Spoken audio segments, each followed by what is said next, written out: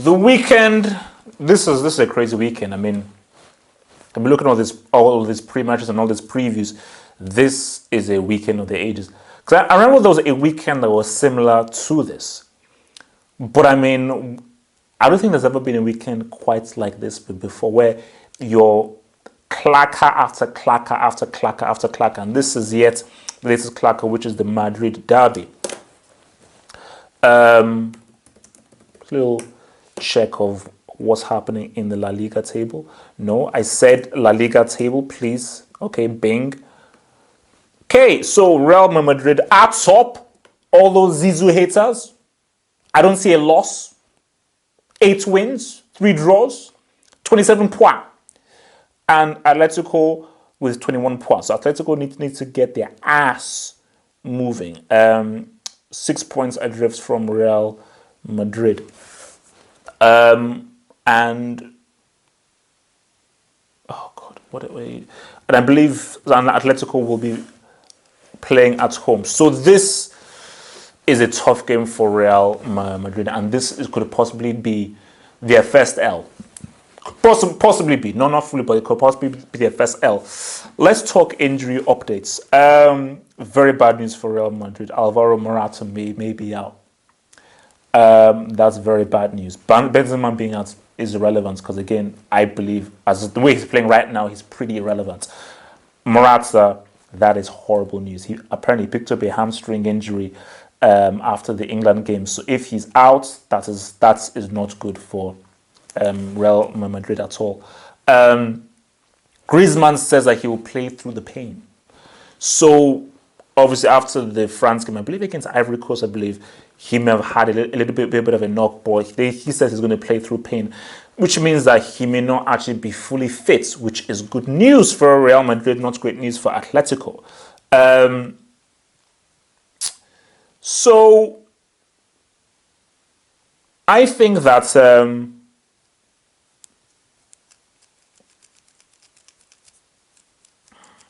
because for Real Madrid, there are a lot of injury concerns. People say that Modric will he play, will he not play? I believe Toni Kroos is out.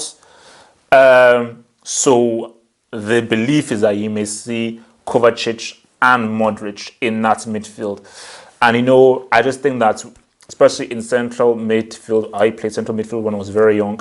You get used to your central midfield partner because you form like a symbiosis. So I think with Modric not having Toni Kroos, his man at arms there, it's offsets things a little, not hugely. Football is still football, but it offsets things a little bit by not having a guy that you know fully and you've been playing so many matches with as your central midfield partner. But I do believe that Atletico are definitely in the favourites in this game because they're playing at home, because they know they have to win. Real Madrid have not been looking smooth so far. Toni Kroos is a huge loss. Morata is huge. Because again, if it's Benzema in this, and Cristiano, look, he just does what he does. He's just there. But still for Atletico, Griezmann may not be fully fit. They still got Koke, they still got Saul, they still got your boy Carrasco. And I think that with the mixture of Carrasco, Koke, Saul, those guys could really conjure up something tasty. They could conjure up something tasty. And I think that, Godin, Felipe Luis, and that defensive crew, I think they'll be able to handle whatever Real throw at them. So I believe that Bale is still going to ride for them, but I just think that Morata would have helped.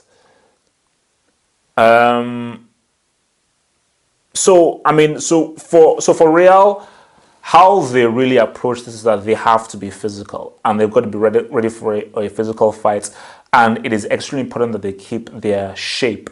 That even because Atletico will dominate the game, they will be putting a lot of pressure, and it's very important that as a whole team they maintain their shape. They plug all the holes in that team, and they do not allow guys like Carrasco, especially Carrasco, to run in through those spaces, because guys like Carrasco and Griezmann, they're about finding those spaces. So Real Madrid have to be very resolute as midfield and the defenders.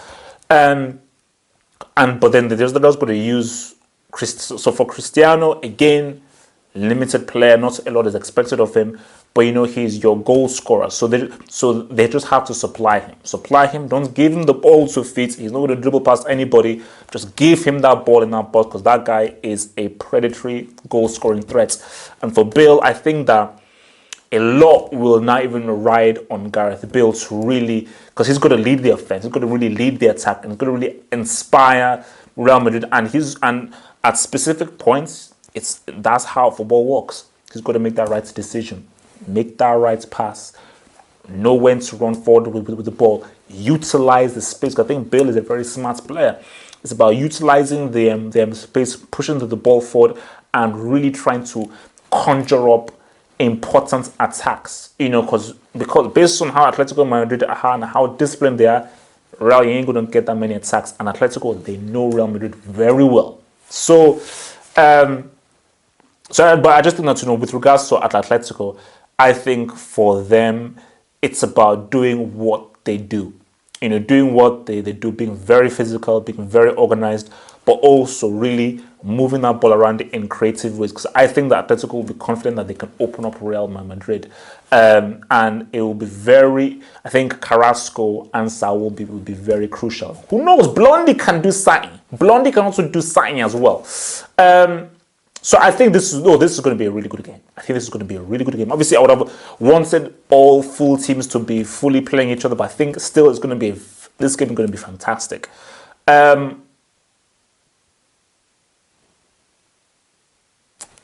going to go for a 1-0 to Atletico. I'm going to go for a 1-0 to Atletico. 2-0, possibly 2-0, but I'm going to be slightly conservative. I'm going to say that, I think this is going to be a tight game. It's going to be fun.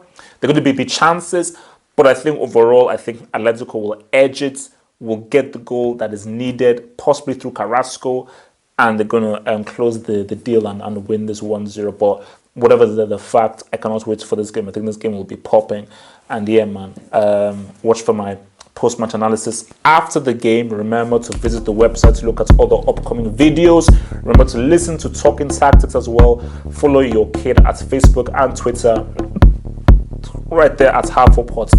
Peace out, stay true, and please stay true and healthy.